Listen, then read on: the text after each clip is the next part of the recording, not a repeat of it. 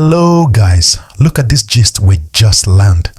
A whole Nigerian Air Force C-130, yes, a big military aircraft suddenly found itself landing, not in Abuja, not even in friendly territory, but all the way in Bobo-Dioulasso, Burkina Faso. And it wasn't empty. 11 Nigerian military officers were on board.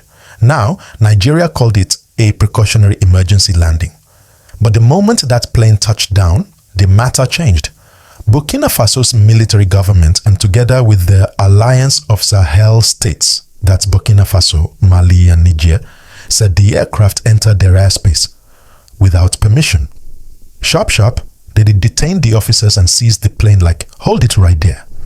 And honestly, you can't even blame them fully because the Sahel right now is hot. These AS countries have been warning everybody, no unauthorized military flights in our airspace. So when this C-130 just appeared from nowhere, their alarm bells rang immediately. For them, it wasn't just an emergency landing, it was a matter of sovereignty and security. But on the Nigerian side, the story sounded completely different. According to the Nigerian Air Force, the aircraft actually took off from Lagos, heading to Portugal for an international mission. Then, somewhere mid-flight, the crew encountered a technical issue. Nothing dramatic, just something that required an immediate landing. And by international protocol, they had to find the nearest safe runway, which happened to be in Bobo-Dioulasso. They assured everyone that the officers were fine, treated well, and that once the aircraft was fixed, the journey would continue. Still, you and I know how these things go. One story here, another story there. Before you know it, diplomatic calls start flying up and down. But at least, after all the tension back and forth and whatever negotiation happened behind closed doors, Burkina Faso finally released the 11 Nigerian officers. They're back home now, safe and sound. But let's talk about the bigger picture for a moment. This whole incident shows something important.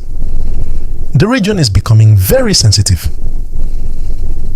AES is not playing at all, and they've made it clear that any aircraft entering their airspace must have full clearance. No assumptions, no shortcuts. For Nigeria and every country operating around there, it's basically follow the rules or prepare for drama. And even though most everyday people might not feel the impact immediately, incidents like these can lead to tighter airspace rules, stricter flight protocols, and even tougher border controls. Over time, this can affect travel, trade, and how countries in the region relate with each other.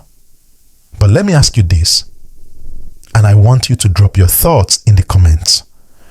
Do you think this was really just a technical fault and an innocent emergency landing? Or do you feel AS used this opportunity to send a strong message to Nigeria and the region? I'm very curious to know what you think. And please, if you're enjoying this breakdown, like this video, subscribe and don't forget to turn on the notification bell so you never miss the hot gist when it drops.